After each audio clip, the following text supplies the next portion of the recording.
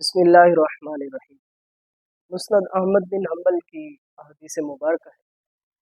अल्लाह के हबीब सल्लल्लाहु ताला अलैहि वसल्लम ने अपने मुबारक सहाबा इकराम रिज़वानुल्लाहि ताला अजमईन में तशरीफ़ फरमा होकर आपने दुआ दी, फरमाया कि ए मेरे मौला, मेरे खुलफा पर रहम फरमा।